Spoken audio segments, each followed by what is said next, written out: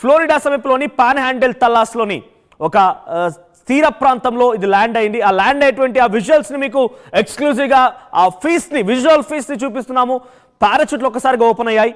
ఆ తర్వాత ఇంకొన్ని నిమిషాల్లో పూర్తిగా సముద్రంలోకి ల్యాండ్ అవుతోంది. ఇక్కడ చూడండి గ్రాఫిక్స్ లో కనబడుతున్న స్పేస్ ఎక్స్ సంబంధించి ఆ క్యాప్సూల్ ఒక్కసారిగా భూకక్షలోకి అడుగుపెట్టి అలా సేఫ్ గా ల్యాండ్ అయిపోయింది. ఆ సేఫ్ గా ల్యాండింగ్ టైంలో పారాచూట్ ఓపెన్ అయ్యాయి. ఆ తర్వాత వెంటనే అక్కడికి ఒక షిప్ చేరుకుని కనబడుతుంది కదా. ఎగ్జాక్ట్ గా ఈ గ్రాఫిక్స్ మీకు చూపించడంలో అక్కడ జరిగిన సినారియోని మీకు ఎక్స్ప్లెయిన్ చేసే ప్రయత్నం చేస్తున్నాను.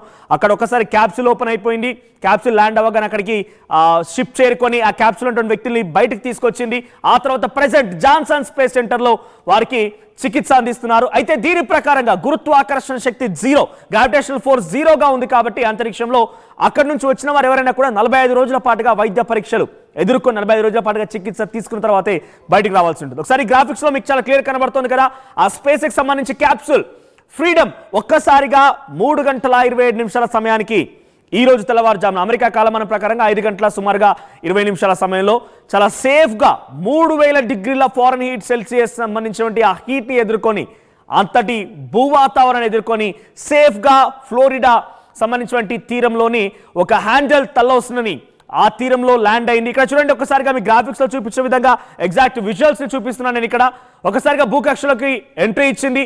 మరికొన్ని నిమిషాల్లో ఇక సముద్రం పైన ల్యాండ్ అవ్వబోతోంది, సముద్రంలో పడబోతున్న సమయానికి ఒక్కసారిగా ఆ పారాచూట్లు అలా ఓపెన్ అయ్యాయి. నాలుగు దిక్కులుగా పారాచూట్లు ఓపెన్ అయ్యాయి. ఆ క్యాప్సూల్ ముందు భాగం నోస్ భాగం అంటే నోస్ భాగం మొత్తం కూడా క్లోజ్ అయిపోయింది.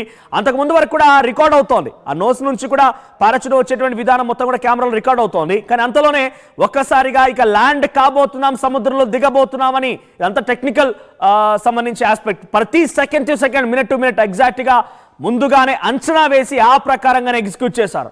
సో ఇక్కడ మరికొన్ని నిమిషాలు ల్యాండ్ అవుతున్న సమయంలో కింద చూడండి మనకు ఆ క్యాప్సూల్ కనబడుతోంది.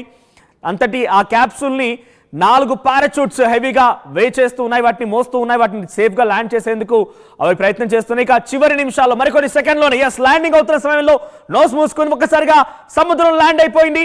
వన్స్ ల్యాండ్ అవ్వగానే పారాచూట్లు మొత్తం కూడా ఒకసారిగా విడిపోయాయి. పారాచూట్లు కూడా అదే సముద్రంలో పడిపోయాయి. వెంటనే అక్కడికి స్పేస్ ఎక్స్ సిబ్బంది షిప్ సహాయంతో ఆ సముద్రం దగ్గరికి చేరుకున్నారు. ఆ క్యాప్సూల్ పైన చోటుకి చేరుకున్నారు. ఒకసారి మీరు చూడండి, ఆ పారాచూట్ అలా సముద్రంలో పడిపోతున్నాయి. క్యాప్సూల్ ల్యాండ్ అవగానే పారాచూట్లు సముద్రంలో పడిపోతున్నాయి. ఆ క్యాప్సూల్లోనే Butch Wilmore, Sunita Williams, Alexander, Nick Hague ఈ నలుగురు కూడా అక్కడే ఉన్నారు.